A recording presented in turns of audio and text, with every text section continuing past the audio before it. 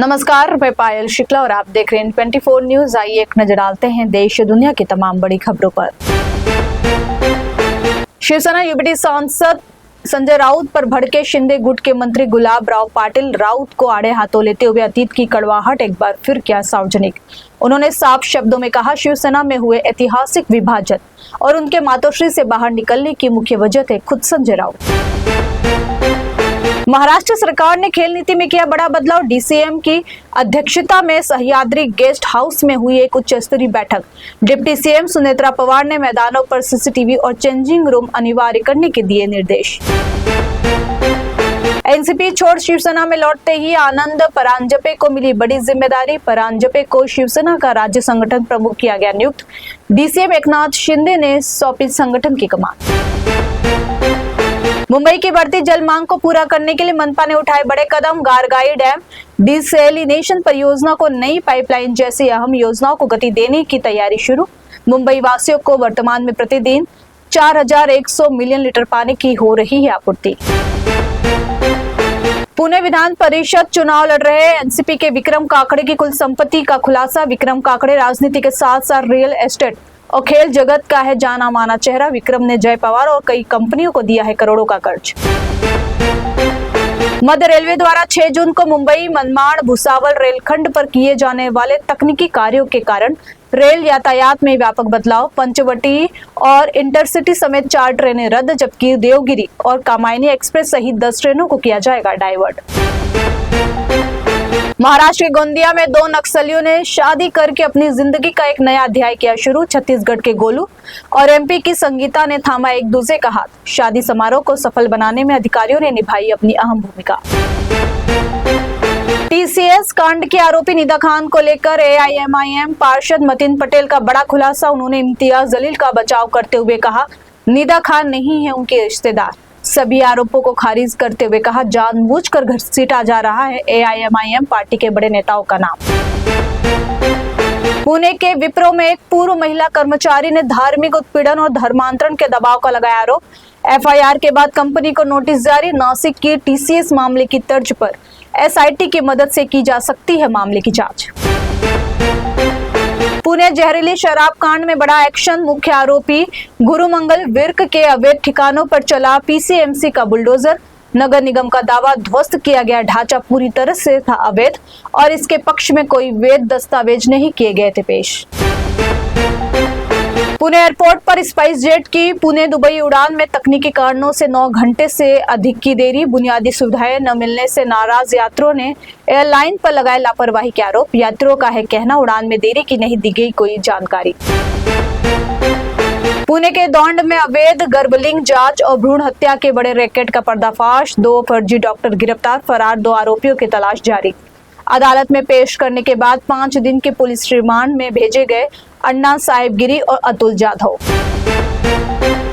Navi Mumbai airport पर Sukhoi 30 की सफल लैंडिंग। भारतीय वायुसेना ने इतिहास रचते हुए अपनी अदम्य युद्ध क्षमता का किया प्रदर्शन। वहां मौजूद सभी लोग ऐतिहासिक क्षण के बने गवाह और भारत माता की जय के नारों से गूंज उठा पूरा माहौल।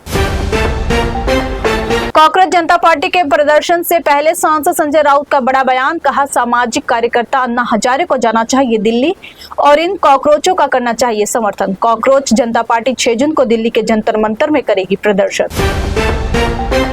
पुणे में 25 साल की नव विवाहिता ने फांसी लगाकर अपनी जीवन लीला की समाप्त। ससुराल पक्ष की ओर से तेजस्विनी को लगातार मानसिक और शारीरिक रूप से किया जा रहा था परेशान। दहेज की मांग बनी मौत की वजह। तेजस्विनी की मौत के बाद परिजनों में गहरा आक्रोश। दिल्ली और बिहार के बाद तेलंगाना की राजधानी हैदराबाद में आग का भीषण तांडव। 3 मंजिला इमारत में अचानक लगी आग। दमकल की कई गाड़ियों ने कड़ी मशक्कत के बाद आग पर पाया काबू। इमारत के अंदर फंसे लोगों को निकाला गया सुरक्षित। शॉर्ट सर्किट की वजह से आग लगने की आशंका।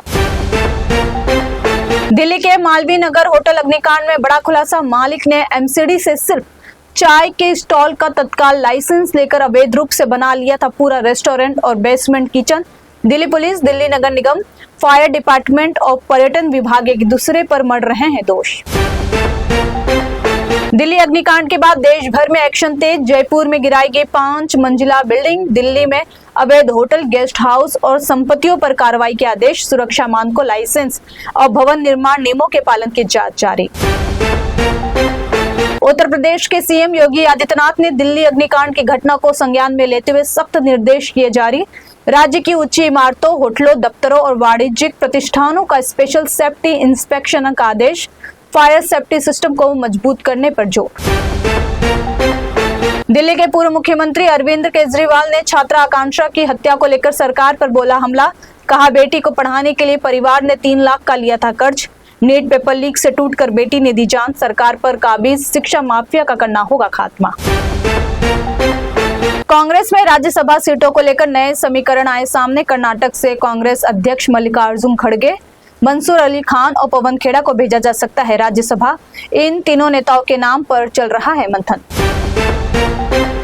उत्तर प्रदेश में 200 से अधिक पुलिस उपाधीक्षकों का किया गया ट्रांसफर। लिस्ट के अनुसार कई जिलों के बदल दिए गए। डिप्टी एसपी जितेंद्र कुमार को शाहजहांपुर का बनाया गया डिप्टी एसपी। देश में अल नीनो के संभावित खतरों से निपटने के लिए केंद्र सरकार तैयार। सरकार ने बनाए क्राइसिस मैनेजमेंट ग्रुप। इसमें आपदा प्रबंधन और राज्य के अधिकारी किए गए शामिल। इसके जरिए फसलों और मानसून में मौसम पर रखी जाएगी पैनी नजर।